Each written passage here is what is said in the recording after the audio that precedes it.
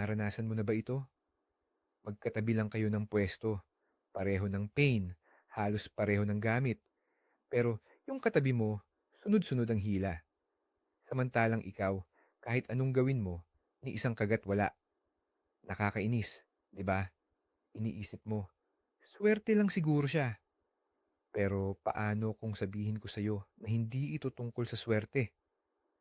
May isang pagkakamali sa pagpili ng pwesto na ginagawa ng 70% ng mga mangingisda at malamang ginagawa mo rin ito nang hindi mo namamalayan. Sa video na ito, hindi tayo mag-uusap tungkol sa bagong pain o sa mamahaling fishing rod. Ibubunyag natin ang isang simpleng katotohanan na kapag naintindihan mo, ay babaguhin ang tingin mo sa bawat ilog, lawa o dagat na pupuntahan mo. Handa ka na bang malaman kung bakit minsan walang kumakagat sa pain mo? Sa tingin mo, sa gamit lang ba talaga nagkakatalo? Bakit nga ba paulit-ulit nating ginagawa ang pagkakamaling ito? Ang sagot ay simple, nakasanayan na. Mula pagkabata, natutunan natin na kung saan maraming tao, doon mayroong magandang nangyayari. Sa pangingisda, isinasalin natin ang kaisipang ito. Nakakita tayo ng grupo ng mga mangingisda sa isang tabi, automatiko, doon din tayo pupunta. O kaya naman, mayroon tayong tinatawag na lucky spot, isang partikular na lugar kung saan nakahuli tayo ng malaki noon. Kaya sa bawat pagbalik natin, doon at doon lang tayo pumupwesto, umulan man o umaraw. Ginagawa natin ito ng maraming taon dahil komportable tayo rito. Mas madaling sundin ang ginagawa ng iba o ulitin ang nakaraan kaysa subukan ang bago at hindi sigurado.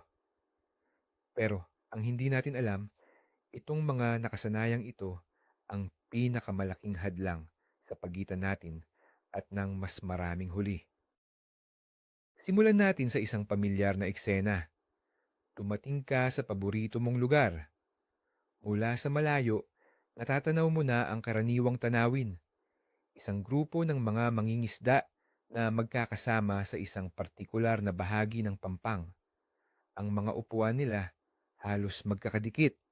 Ang kanilang mga pisi halos sabay-sabay na lumalapag sa iisang lugar sa tubig. Ang unang reaksyon mo, ang halos hindi mo na pinag-iisipang desisyon ay ang maglakad papalapit sa kanila. Naghahanap ka ng espasyo para makisiksik. Bakit?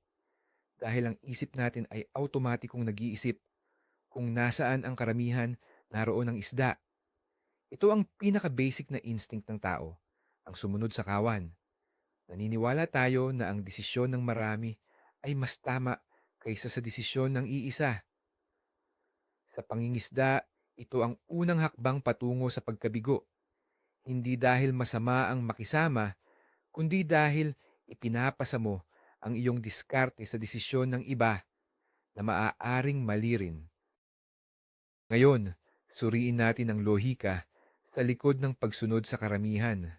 Ang teorya ay, kung may isang nakahuli doon kanina, marahil ay mayroon pang isda na natitira. O kaya naman, baka iyon ang pinakamalalim na bahagi o mayroong espesyal sa ilalim ng tubig na umaakit sa mga isda. Ito ay may katotohanan, pero madalas ito ay isang maling akala. Ang katotohanan ay, ang lugar na iyon ay maaaring napakaraming beses nang nahagisan ng iba't ibang pain at lure. Ang mga isda sa lugar na iyon, kung mayroon man, ay sobrang maingat na. Sila ay educated na, kumbaga. Alam na nila ang itsura ng halos lahat ng pain. Bukod pa riyan, ang ingay at gulo na nililikha ng maraming tao, ang paglalakad, pag-uusap, paghahagis, ay sapat na para itaboy ang mas malalaki at mas matatalinong isda. Kaya habang nakikipagsiksikan ka, ang totoong premyo ay maaaring nasa tahimik na lugar, malayo sa lahat. Ang psikolohiya sa likod nito ay tinatawag na social proof. Kapag hindi tayo sigurado sa isang bagay, tinitingnan natin ang ginagawa ng iba para maging gabay. Sa isang hindi pamilyar na fishing spot, Ang pinakamadaling gabay ay ang ibang mangingisda. Ngunit sa pangingisda, ang pagiging iba at ang hindi pagsunod sa uso ang madalas na nagbibigay ng pinakamalaking gantimpala. Isipin mo na lang, ang isang lugar na pinagkakaguluhan ay parang isang restaurant na napuntahan na ng lahat. Ang pagkain ay maaaring okay pa, pero ang mga pinakasariwa at pinakamasarap na putahe ay matagal nang naubos. Ang mga isda sa lugar na iyon ay nakakaramdam ng pressure. Ang patuloy na pangingisda sa isang maliit na lugar ay nagdudulot ng stress sa kanila, kaya't nagiging mas mahirap silang hulihin. Kaya sa susunod na makakita ka ng maraming tao, huwag mong isipin na doon ang isda. Isipin mo, doon ang pressure. Pag-usapan naman natin ang isa pang karaniwang bitag, ang lucky spot o ang pwesto ng swerte. Bawat mangingisda ay mayroon nito. Ito, yung lugar sa ilalim ng isang partikular na puno, sa tapat ng malaking bato, or sa isang kurbada ng ilog kung saan nakaranas ka ng isang di malilimutang araw ng pangingisda. Siguro 10 taon na ang nakalipas, nakahuli ka roon ng iyong personal best. Mula noon, sa tuwing babalik ka, doon ka unang pumupunta. Inilalagay mo ang iyong upuan sa eksaktong parehong lugar. Inihahagis ang iyong pain sa eksaktong parehong direksyon. Umaasa kang mauulit ang mahika ng nakaraan, ngunit madalas umuuwi kang bigo. Bakit? Dahil ang lucky spot ay isang alamat. Hindi ang lugar ang nagdala ng swerte. Ang nagdala ng swerte ay ang tamang kombinasyon ng panahon, temperatura ng tubig, oras, at aktibidad ng isda sa araw na iyon. Ang malaking problema sa pagiging tapat sa isang lucky spot ay ang pagbaliwala sa pinakamahalagang konsepto sa kalikasan, ang pagbabago. Ang ilog o lawa na pinangingisdaan mo ngayon ay hindi nakapareho ng ilog o lawa noong nakaraang linggo, lalo na noong nakaraang taon. Nagbabago ang agos ng tubig. Ang mga istruktura sa ilalim, tulad ng mga lubog na kahoy, ay naanod. Ang level ng tubig ay tumataas o bumababa. Ang mga isda ay hindi nananatili sa iisang lugar magpakailanman. Sila ay lumilipat depende sa kung nasaan ang kanilang pagkain, kung saan ang komportableng temperatura, at kung saan sila ligtas mula sa mga maninila. Sa pagiging fixated mo sa iisang pwesto, para kang naghahanap ng isang taong matagal nang lumipat ng bahay. Ang ginagawa mo ay pangingisda base sa alaala, hindi sa kasalukuyang realidad ng tubig. Kaya paano natin babaliin ang pagkakamaling ito? Ang unang hakbang ay tanggapin na walang permanenteng hotspot. Ang bawat araw ng pangingisda ay isang bagong palaisipan na kailangan mong lutasin. Ang mga isda ay may mga pattern ng pag-uugali. Sa umaga, maaaring nasa mababaw sila para kumain. Sa tindi ng sikat ng araw sa tanghali, maaaring nasa malalim sila o nagtatago sa lilim. Ang iyong lucky spot ay maaaring naging epektibo lamang sa isang partikular na kondisyon. Ang tunay na diskarte ay hindi ang paghahanap ng isang mahiwagang pwesto, kundi ang pag-unawa kung bakit naging maganda ang pwestong iyon sa isang pagkakataon at paghahanap ng mga katulad na katangian sa ibang lugar sa araw na iyon. Ang pagiging flexible at mapag-obserba ay mas mahalaga kaysa sa pagiging tapat sa isang lokasyon. Dito na tayo papasok sa pinakapuso ng pagkakamali na ginagawa ng 70% sa atin. Ito ay ang tumingin tayo sa tubig, pero hindi tayo tumitingin ng malalim sa kung ano ang nasa tubig. Ano ang ibig sabihin nito? Pagdating natin sa pampang, ang tinitingnan natin ay ang itsura ng ibabaw ng tubig. Kalmado ba? Maalon ba? Malinaw ba or malabo? Ito ay mahalaga, pero ito ay isang maliit na bahagi lamang ng kwento. Ang ibabaw ng tubig ay parang pabalat ng isang libro. Maaaring maganda tingnan, pero hindi nito sinasabi ang buong nilalaman. Ang mga isda ay hindi nabubuhay sa ibabaw, nabubuhay sila sa ilalim. Ang kanilang mundo ay binubuo ng mga istruktura, lalim, agos, at takip na hindi natin nakikita mula sa pampang. Ang pagkakamali ay ang pagpapasya kung saan pupwesto base lamang sa kung ano ang kaaya-aya sa ating mga mata. Isipin mo na ang ibabaw ng tubig ay isang sinungaling. Ito ay nagsasabi sa iyo na ang lahat ay pari-pareho. Isang malawak na patag na kalawakan, ngunit ang katotohanan sa ilalim ay lubos na naiiba. Sa ilalim niyan, may mga bundok at lambak, may mga patag na disyerto, at may mga makakapal na gubat ng halaman. May mga lubog na bato, mga lumang pundasyon, at mga nahulog na puno. Ang bawat isa sa mga ito ay nakakaapekto sa kung saan mananatili ang isda. Ang isang mangingisda na tumitingin lang sa ibabaw ay parang isang mangangasong naghahanap ng usa sa gitna ng isang open field. Hindi niya alam na ang mga usa ay nagtatago sa gubat sa gilid. Ang iyong target ay hindi nakatira sa nakikita mo. Nakatira sila sa hindi mo nakikita. At ang susi ay matutunang makita ang hindi nakikita. Kaya ang pinakamalaking pagbabago sa iyong mindset ay dapat ito. Itigil ang pagiging isang surface watcher at magsimulang maging isang underwater detective. Bago ka pa man maghagis ng iyong pain, ang iyong unang gawain ay ang imbestigahan ang lugar. Hindi mo kailangan ng mamahaling sonar o fish finder para gawin ito. Kahit na nakakatulong ang mga iyon, ang kailangan mo lang ay ang iyong mga mata at ang iyong pangunawa. Kailangan mong maghanap ng mga pahiwatig sa kalupaan at sa ibabaw ng tubig na nagsasabi sa iyo kung ano ang posibleng nasa ilalim. Ang pagbabagong ito mula sa pasibong pagtingin patungo sa aktibong pag-iimbestiga ang maghihiwalay sa iyo mula sa karamihan ng mga mangingisda na umaasa lamang sa swerte.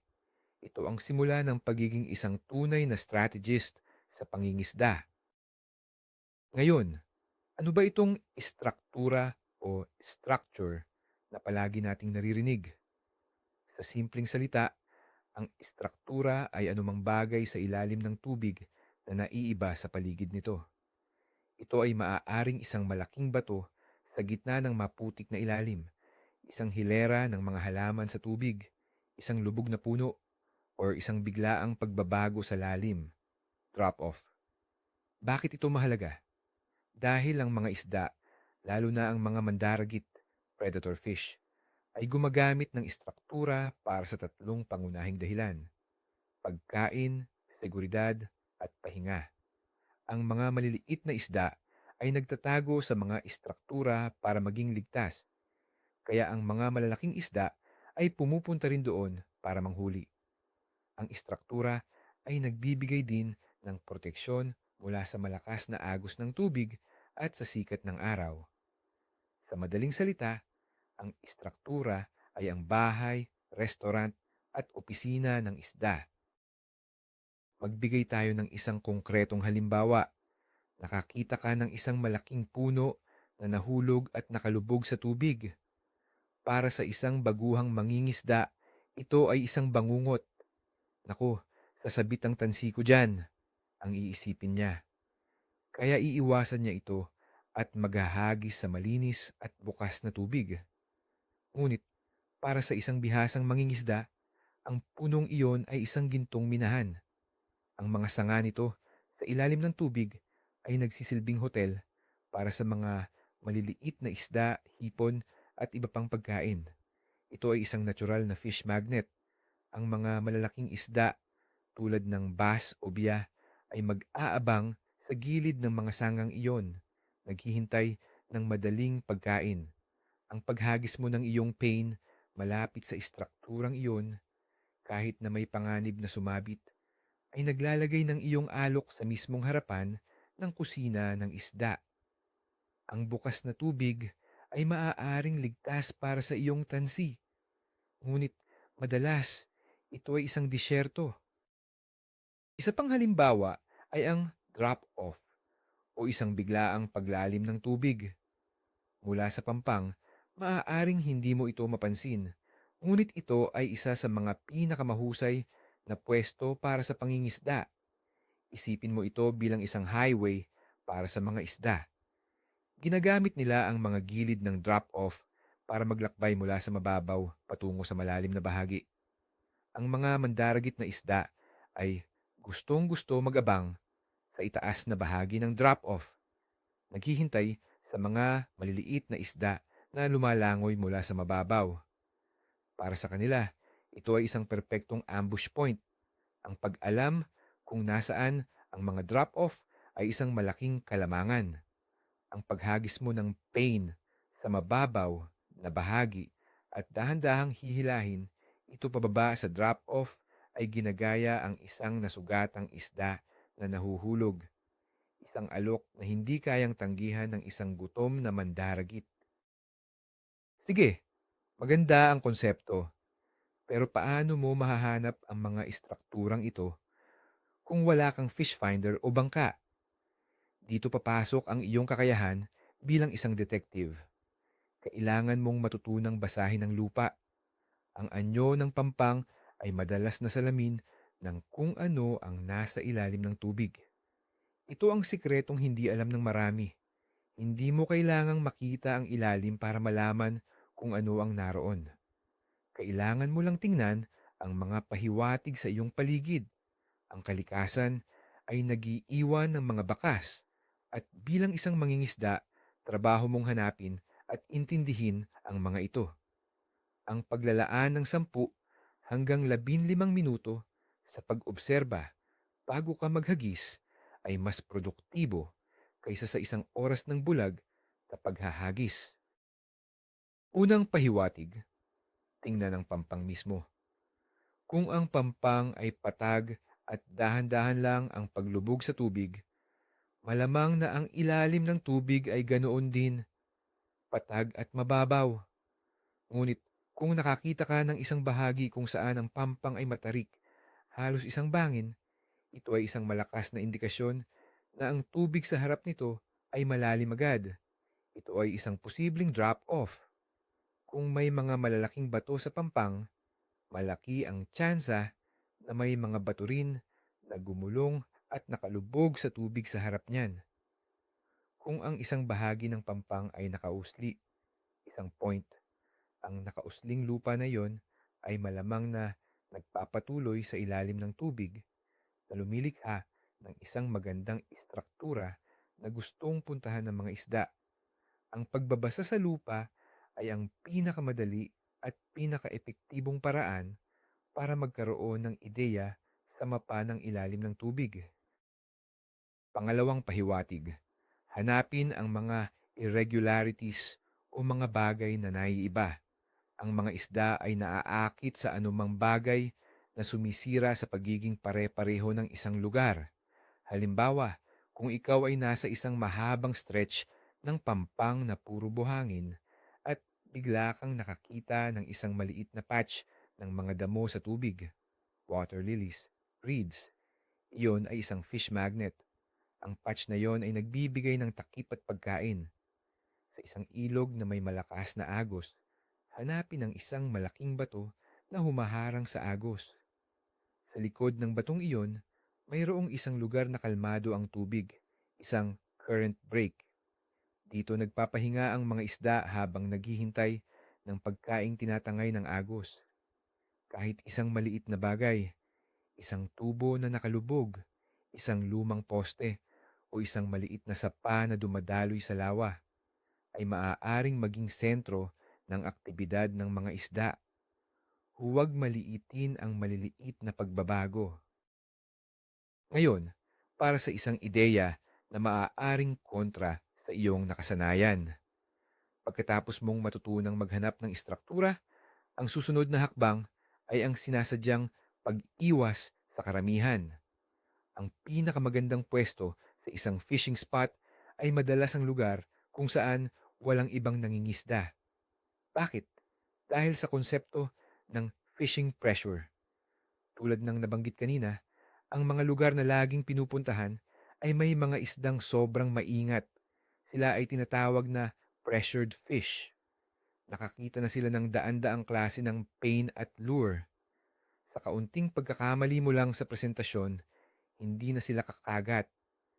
Sa kabilang banda, ang mga isda sa mga lugar na bihirang hagisan ay unpressured. Sila ay mas agresibo, mas mausisa at mas madaling mapakagat dahil hindi pa sila sanay na iugnay ang isang pain sa panganib. Isipin mo ang sarili mo bilang isang isda. Sa isang sikat na community hole, araw-araw, may mga bagay na bumabagsak mula sa itaas.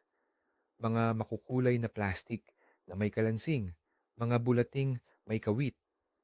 Pagkatapos ng ilang beses na muntik ka ng mahuli o makita ang iyong kasama na nahuhuli, magiging sobrang paranoid ka na.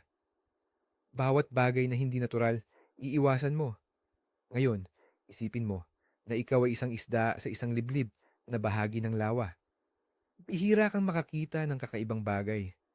Isang araw, may isang pain na bumagsak malapit sa iyo. Ang unang reaksyon mo ay hindi takot, kundi pagkausisa. Ano ito? Mukhang pagkain. Mas malaki ang tsansa na susubukan mo itong kagatin.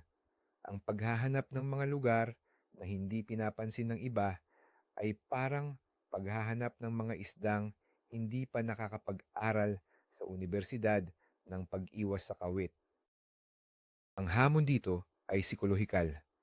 Kailangan mong labanan ang takot na baka nag-aaksaya ka ng oras. Ang paglalakad mo palayo sa grupo ay maaaring magdulot ng pagdududa sa iyong sarili. Paano kung tama sila at mali ako? Paano kung doon lang talaga ang isda? Ito ang pagsubok sa iyong kumpiyansa bilang isang mangingisda. Ngunit tandaan, hindi ka bulag na naghahanap. Gamit mo na ngayon ang iyong kaalaman sa pagbabasa ng tubig at paghahanap ng istruktura. Hindi ka lang basta pumipili ng lugar na walang tao. Pumipili ka ng lugar na may mataas na potensyal na hindi pa nagagalaw ng iba. Ang pangingisda sa ganitong paraan ay mas nakakapagod dahil nangangailangan ito ng paglalakad at pag-e-explore. Pero ang gantimpala ay madalas na mas malaki at mas personal. Kaya, narito ang isang praktikal na plano para sa iyong susunod na pagpunta sa pangingisda.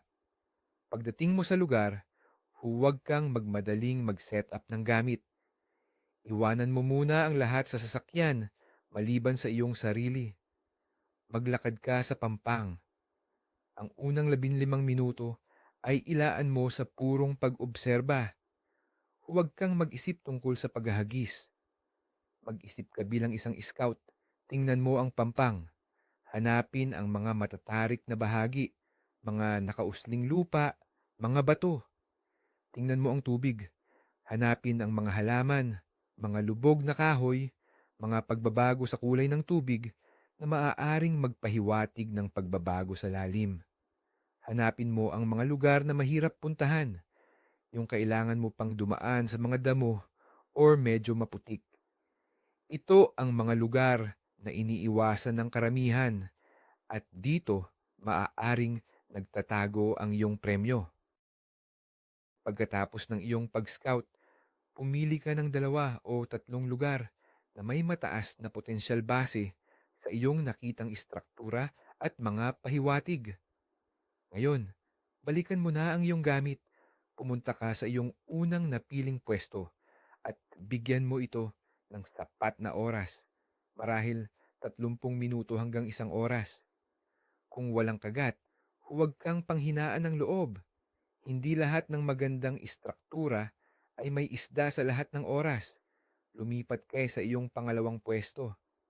Ang diskarteng ito, ang pagiging mobile at ang pagpili ng pwesto base sa obserbasyon at hindi sa nakasanayan ang magpapataas ng iyong tsansa ng malaki. Tandaan, hindi ka na naghihintay sa isda na lumapit sa iyo. Ikaw na ngayon ang aktibong naghahanap kung nasaan sila. At iyon, mga kaibigan, ang pinagkaiba ng isang naghihintay lang at ng isang tunay na mangingisda. Kaya, ano ang pinakamalaking pagkakamali na ginagawa ng 70% ng mga mangingisda? Ito ay ang pagpili ng pwesto base sa nakasanayan at sa ginagawa ng iba, sa halip na base sa aktwal na pag-unawa sa ilalim ng tubig. Tinitingnan natin ang pangingisda na parang loto, umaasa sa swerte sa isang lucky spot. Pero ang totoo, ito ay mas parang chess. Kailangan ng strategiya, obserbasyon, at pag-unawa sa kalaban. Ang aha moment, ang pinakaimportanteng aral dito ay ito. Ang pinakamagandang pwesto ay hindi palaging ang pinakakomportable o ang pinakasikat.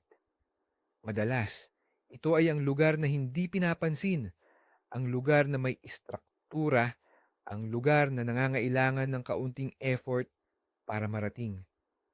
Kapag sinimulan mong tingnan ang bawat fishing trip bilang isang misyon sa pag-iimbestiga kaysa sa isang ritual ng pag-uulit, doon mo makikita ang tunay na pagbabago sa dami ng iyong huli. Maraming salamat sa panunood. Sana ay may natutunan kayo na magagamit ninyo sa susunod ninyong laban. Kung nagustuhan ninyo ang video na ito, huwag kalimutang pindutin ang like button, mag-subscribe para sa mas marami pang tips at mag-iwan ng komento sa ibaba. Gusto kong malaman, ano ang pinakakakaibang pwesto na nahulihan mo ng isda? I-share mo ang iyong kwento.